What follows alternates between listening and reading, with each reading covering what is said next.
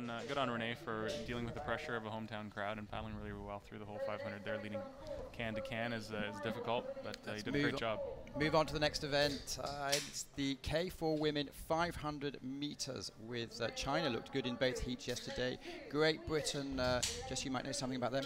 Yeah, this is a new combination. The last time, well, they have raced together before in 2013, and they medalled in one of the World Cups then, and they just changed the order around between Hayley and Louisa, so it'd be good to see how that goes.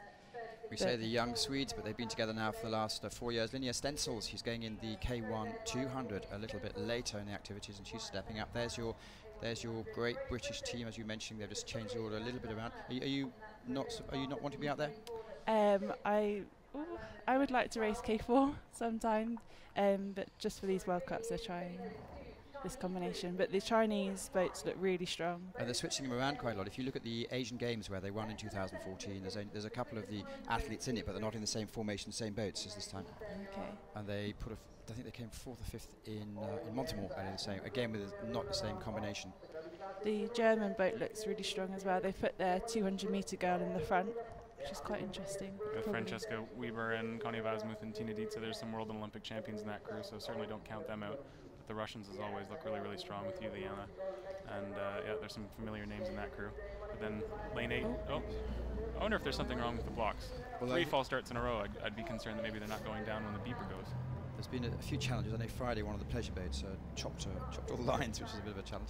And here we go. We have Emma Jorgensen and Henrietta Henson, who clearly have making a very strong partnership together. Yeah, really strong in the K2, so to stick them in K4 is a good plan. And then our Canadian crew of Geneviève Beauchesne-Sevigné, Emily Farnell, Hannah Vaughn, and Kathleen Fraser, Casey Fraser in 3rd spot there. And they're off. Always hard to tell who gets the best start in K4 until they take a couple of strokes, but it does look like Germany and the UK, as well as Canada, probably in the top 3 positions. The 200-meter specialist Sabina from Vols from Germany is stroking that German crew very, very strong, and not too high a stroke rate for a sprinter, which is good. Pretty typical of a German K4. They normally have a low stroke rate. But don't count out the Chinese crew over in lane 4 or 5. It's hard to tell, but they both look like they're paddling strong. Very bundled up, though. They look like they might be a little cold out on the water today. The Swedes over in lane 2 still looking strong, but I think the edge is I think Great Britain, Germany, and Canada are still leading the top 3 positions. Good head-on shot from the German crew there. The Chinese over in lane 4, certainly challenging now for the top spot. The Germans and the Russians are not giving it up. And the Danish are up there. Yeah, the Danish are also strong over in lane 8.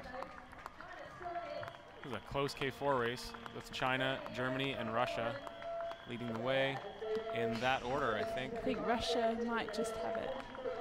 Looks like Germany, then Russia, then China at this stage. Well, last 50 meters again, Germany certainly starting to pull ahead slightly. Germany going to take it just ahead of Russia in the end. They had a fantastic finish, and China's slowing up slightly as they come into the last 30 meters. Looks like Denmark might have squeezed 4th or 5th there.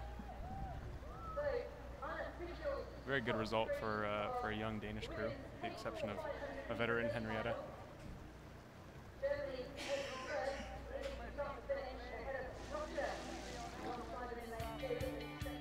The Brits always have a good start, especially with Lani in the front.